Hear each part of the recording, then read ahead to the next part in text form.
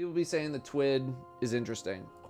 Dungeon race details, heresy ability updates, past is prologue event, FOTL winners, game to give, which I am doing, fashion feedback update, new emblem for, okay, fine. Sundered doctrine dungeon race, heresy around the corner, with it comes along, Friday, February 7th, go to 7th Inch Throne World, go to infiltrate Rogue's Pyramid Ship in the new dungeon, Sundered Doctrine, issuing a challenge to the top team, blah, blah, blah. Contest mode, first 48 hours. Rather than a podium race, crown a single team that rises to the top finishes first. We are leveling up the rewards, something more memorable, Each week member will see the dungeon race trophy, okay. 1995, okay, you gotta be 48 hours, 3 players. Gotta own Final Shape Dungeon Key and require the drowning. Okay, so you're gonna have to pick up a quest again. Final thing is complete. Loot the chest. It's recorded when you loot the chest. One member of the fire team must have completed and received loot for every encounter. It must be the first time completing the activity for all members. Okay. First 48 hours, we got contest mode, resurrection tokens, and rage mechanic. Yep. Also comes with extra perks. Earn a special emblem, guaranteed to get the dungeon exotic drop. Wait 2 days if that's not your thing. UFing casuals. Follow the dungeon race. We got CB and Evan, I guess, doing some casting here. Viewers can also obtain the Trigonic Amber emblem by tuning into the stream. We'll share more details in upcoming update on how to claim it. I guess it's just for this one. I'm not sure. So Vesper's host was super brutal, mainly because of the final boss damage phase.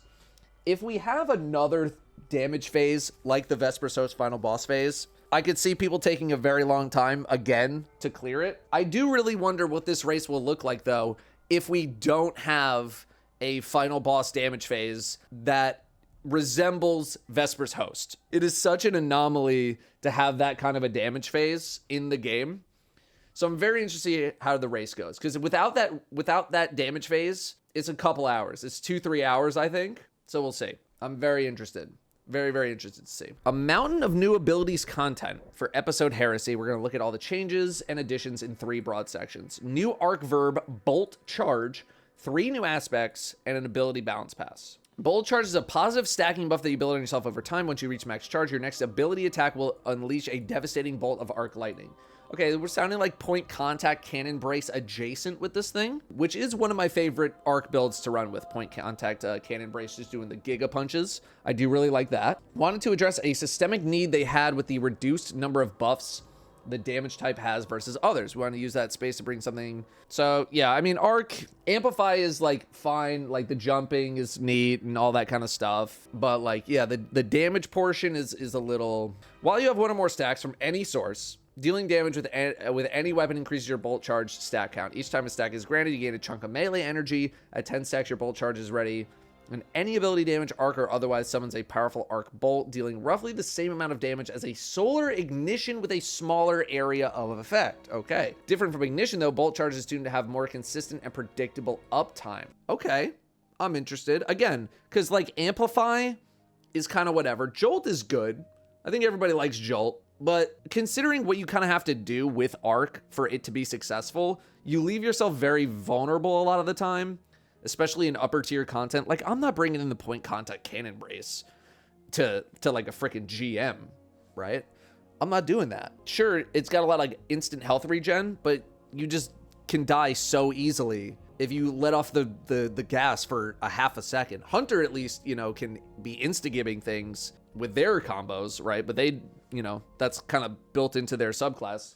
Warlock, dude, I tried like that Warlock, was it Nezi's the Nezi helmet with like the weakness and the arc melee, and man, I was so underwhelmed by it.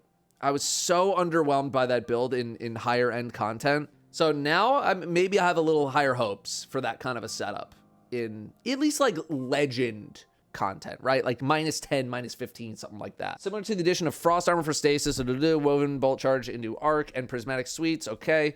The new arc aspects for Striker Titan also feature bolt charge. Refer to balance patch. Okay. So here, let's look at the aspects here. New hunter aspect. On the prowl. Entering invisibility marks a nearby enemy as a priority target for you and your team, not so much in Crucible. Defeating priority targets creates a weakening cloud of smoke that makes you and allies invisible when passing through it. When priority targets are defeated, You and nearby allies gain increased weapon reload speed and stability for a short duration, and you get a bunch of energy. This feels very... Oh, okay. I thought this was arc. I was like, this feels very not arc to me. It's a void aspect. Okay, that makes a lot of sense now that I'm seeing that. I was like, what does this have to do with arc, brother? What's going on here? Okay.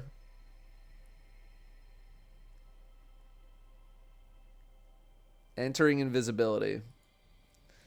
Marks a nearby target. Okay. More of a group utility thing. Okay. You got many ways to go invisible, right? You vanishing steps, super easy, stylish. Spectral. I know Spectral Blade's got a buff, but I don't know how many people are really using it yet. A nearby enemy. I wonder if you could use this. You could potentially use this on like bosses, right? Just, you know, dodge near a boss, you go invisible, it makes the cloud. People walk into it, you get a bunch of reload speed for free. Oh, a nearby non-boss target. All right, well, F you then. How about that? I literally stopped reading right here. Here's where I was like, but what if... All right, fine.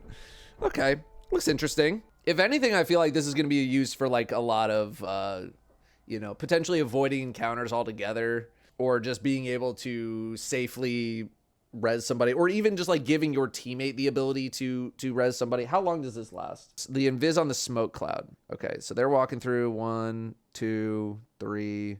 Okay, well, I mean, they started shooting. Okay.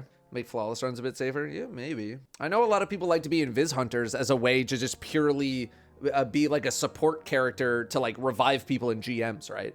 So if anything, this just enables that a little bit more, and it enables other people on your team to be able to do that and be able to reposition, which is a very powerful tool. This is just not, it's not like super flashy, so I feel like people might be like, it's like, oh, make some people invisible, whatever, but invisibility is incredibly, incredibly strong, so. All right, Storm's Keep.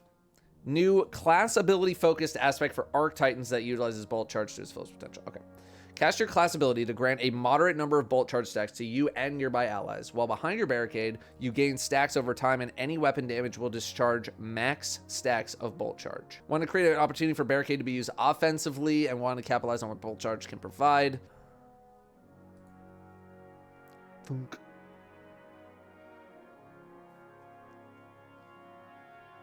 Okay, there's your first bolt charge in action here.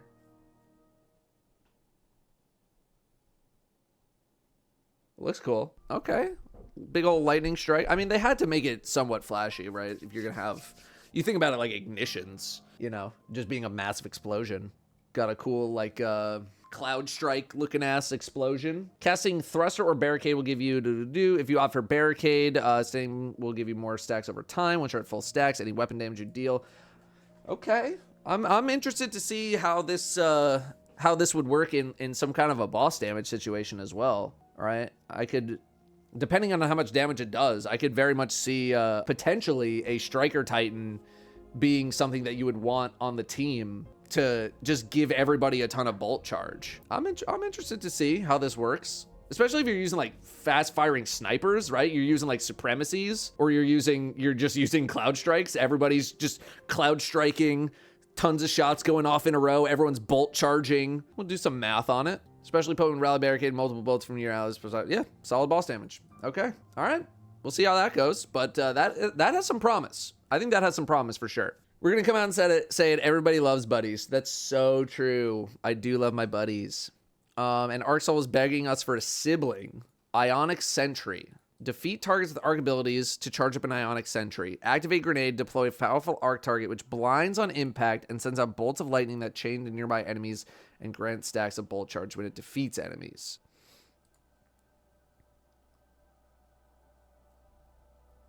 Ooh. Oh my god. Okay. Interesting. I mean, blind is such a powerful effect in this game. And just to have like an AoE freaking blinding thing going the whole time. No, you consume your grenade. Activate grenade.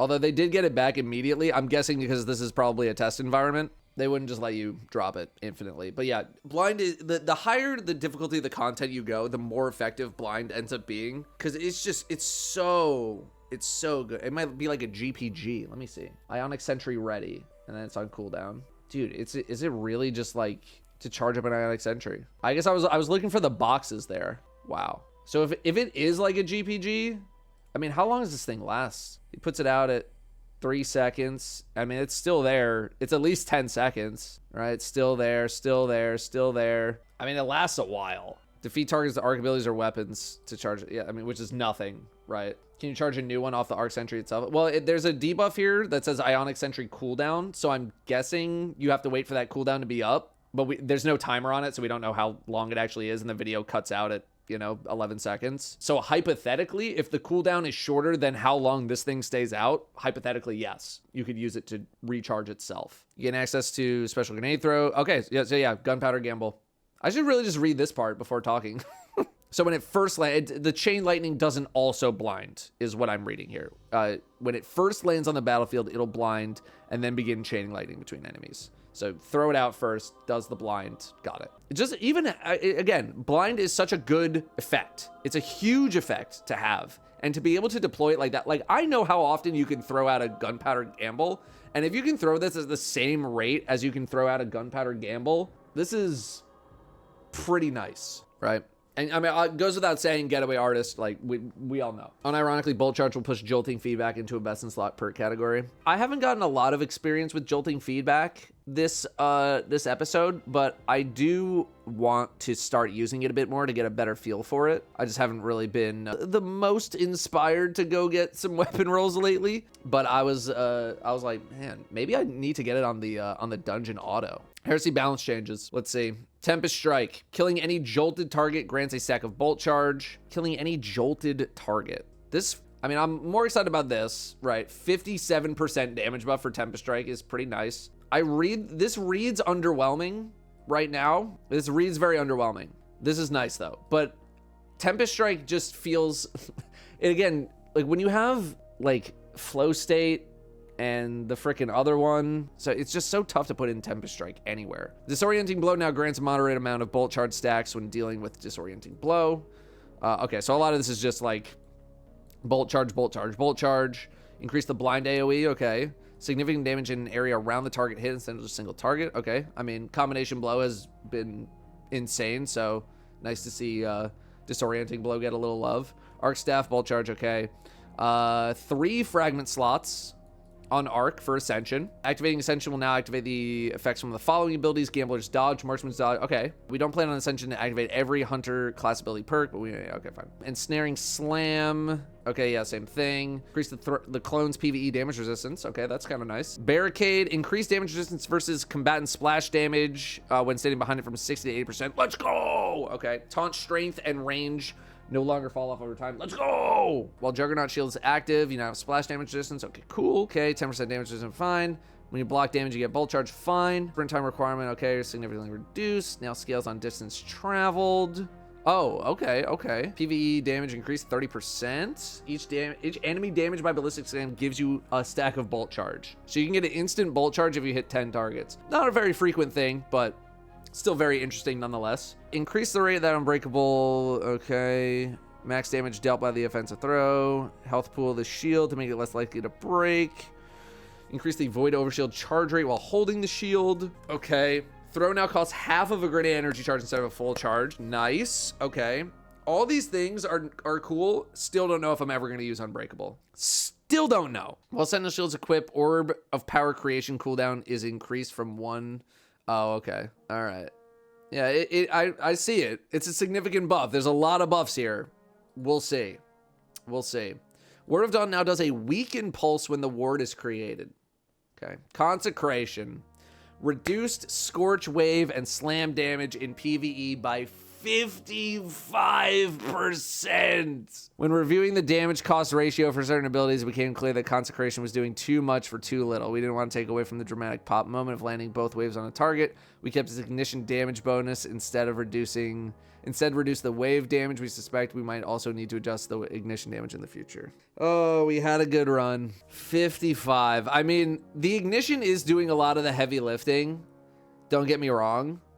And like with Synthos and stuff, you know, you're still getting a good amount of damage, but I'm very interested to see what this will be looking like in episode 3. I think like I don't know. The thing with me is like it's already doing so much insanely high crazy damage that like it's tough to really get a perspective how much like what these number values really are, right? When you're seeing numbers like 200,000 pop up on your screen, it's very difficult to form any kind of real perspective on what this thing should be doing, right? This does not surprise me. I think the ignition does an insane amount of lifting for Consecration. So I think until this happens, it'll still be fine, but it wouldn't surprise if they're willing to go like hit things this hard, then this nerf might also happen. We'll see. That being said, if the Consecration build on prismatic does go into the toilet, there's going to be a lot of people very mad that prismatic Titan will just like not be that thrilling, even with Transcendence, right? Because like there's only one, maybe two other builds on friggin' prismatic. Warlock, Storm Trance, increased non-champion PvE damage by 20%. Love it. Chaos Reach, increased non-champion PvE damage by 15%. Good. Lightning Surge, remove amplified on cast, now grants a stack of bullet charge for each enemy hit with Lightning Surge. Damage increased PvE combatants by 30%. Removed amplified on cast. Okay. Okay. I hope they lift up other aspects. Well, I mean, Unbreakable, Unbreakable got an insane amount of buffs. The problem is, like, I still don't really have that many opportunities where I want to use Unbreakable. But, like, don't get me wrong, like, friggin' Consecration was up here, and then, like, Unbreakable was, like, way down here, and now it's, like, this, probably. It's kind of here, so they're working on it. This, I don't know if you needed to remove Amplify. I don't care, like... Trading the amplifier for bullet charge. I think you could have left it. I don't know. I guess we'll see. But I feel like you could probably left that, man. Handheld Supernova. Increased total projectile count from 5 to 9. Width of the cone's blast roughly 2 meters. Height by 1 meter. Reduced projectile damage in PvP. Okay. PvE becomes much more reliable ad clear tool. Okay. Yeah, I mean, Voidwalker is just like... It's just devour the build. And then just go do whatever you want. I haven't really seen a lot of Handheld Supernova. So, okay. I mean, this is... pretty significant. You're almost doubling up on the damage. Radiant damage bonus reduced from 25 to 20% in PvE. Well of Radiance remains unchanged. Yes, Bungie getting tired of how much uptime people have with Radiant, which is like if you spec for it, you could have it up almost near permanently. Not that bad, but it did. This kind of, I don't know, it felt like it came out of nowhere. And going from 25 to 20%, like maybe like super hardcore players will notice this. In moment-to-moment gameplay, I think this will feel almost unnoticeable. Frost Armor, love this. I still thought Frost Armor was kind of like not that great. So it going from 36 to 50%, I think is pretty nice. Amplified, while Amplified PvE combatants are now less accurate against you, similar to how Manticore works. 15% damage resistance against PvE combatants. Okay, that's maybe why they removed it from Lightning Surge. Okay, so you couldn't just like get that free boost anymore. Okay, picking up an Ionic Trace gives a stack of Bolt Charge. Maybe we got to bring the Cold Heart build back. Arc Warlocks, Spark of Momentum, sliding over ammo bricks now give you Bolt Charge. Okay, remove the books. Okay, fine. Yeah. Reduce the amount of time you need to be sliding to activate Spark of Momentum. Okay, so it made Spark of Momentum like a little less annoying to use. Fine. Spark of Frequency. While Amplified, you get a bonus stack of Bolt Charge. Finishers grant a stack of Bolt Charge in addition to getting Amplified. Okay. Feed it with Bolt Charge, make an Ionic Trace. Okay. Which, again, would then feed you from Spark of Discharge. Isn't Ions, like, already kind of good? Isn't Ions, like, used in almost every setup anyway? Defeating a jolted target creates an Ionic Trace. Yeah. So, like, you're already using Ions in, like, most things. So now they just made it even better. Okay. Facet of Hope can be activated by Bolt Charge. Facet of Purpose now grants a stack of Bolt Charge instead of getting Amplified. Okay. Well, with how much you're able to print orbs, if you really want to spec for it, I mean... All right, fine. Brawn, tuned healing sources to better balance the health economy when this modifier is active. Brawn, if you know how to actually play the game, is like essentially a huge buff. So interested to see how this is tweaked, especially with how many like health regeneration effects there are. Like, if you're not running with recuperation in more endgame content, I don't know what we're doing here, man. One final celebration, prologue of sorts leading to heresy, where we get a chance to see played Riven's. Oh, okay, so yeah, this is Riven's wishes, but go to the Drifter instead to get bento tokens. Oh, this is what everyone's talking about with the freaking bento tokens, the data mined leak stuff. Earn a total of 8 bento tokens, spend wisely, make them count. Rewards, allies, shards, cipher, spoils for tokens. Mementos, every memento, apparently. Weapons armor, Cloud Strike, Cataphract with Envious Bait and Switch, Igneous Hammer with Fragile Focus, Precision Instrument, Horror's Least, Perpetual Motion Kill Clip, more of a PvP thing, Riptide, Compulsive Chill Clip, PvE, in case you're one of the 4 people in the world who doesn't have a Riptide by now, and then Artifice Armor with a high stat roll, Chatterwhite Shader. Once you've turned in 5, you get Chatterwhite. Spend tokens, you get Chatterwhite. That's how to do it. So there you go. Good rolls here. I mean, Cloud Strike, it has its moments. I think it needs the encounter for it specifically. FOTL armor voting results. Titan Slasher, 53%. Hunter is a Spectre, 57%. This is kind of nice. This is like, this actually has some capabilities to match with, like Season of the Wish armor. This has potential to be mixed and matched with some other stuff. This, on the other hand, for Titans, we'll see. Maybe more of like I'm getting like Tangled Shore kind of vibes to mix with that. This has a lot of mixed potential. And then Warlock went with the Spectre, 73%. 73%, man. The suit, probably not going to have that much mix and match. We'll see.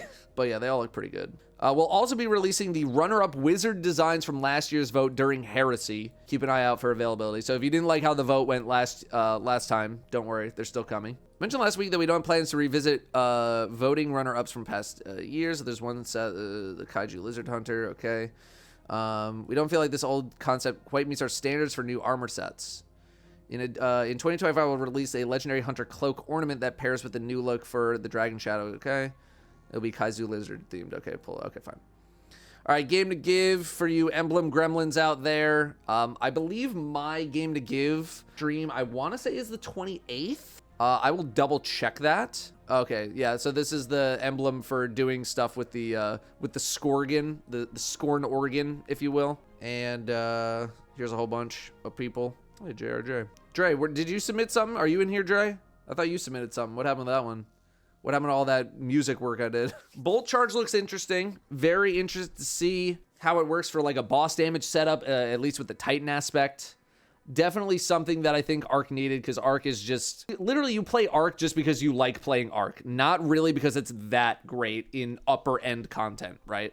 It's just... It's okay, but... Yeah, we'll see. We'll see what Bolt Charge ends up doing. Or I'm very interested in why they went with 2 Arc aspects, one for Titan and one for Warlock, and why they went with Void for Hunters. I don't know if maybe they just didn't come up with something good for Hunters. I'm not really sure. But yeah, interested in Bolt Charge. Interested in seeing that and seeing how the new aspect works out. Interested in seeing what's going to happen with Consecration, right? Oh, I guess, yeah, that's true. They had Ascension. Yeah, you're right. That's true. You guys got the helicopter.